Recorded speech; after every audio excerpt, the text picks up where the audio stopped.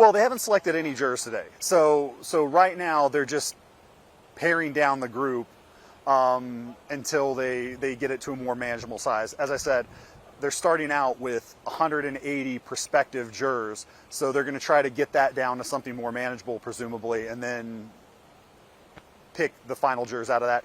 They're looking for 12 jurors and 4 alternates.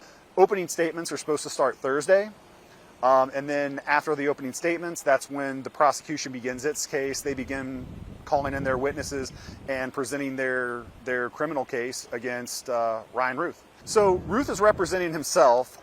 Back in July, he requested that he be allowed to serve as his own attorney.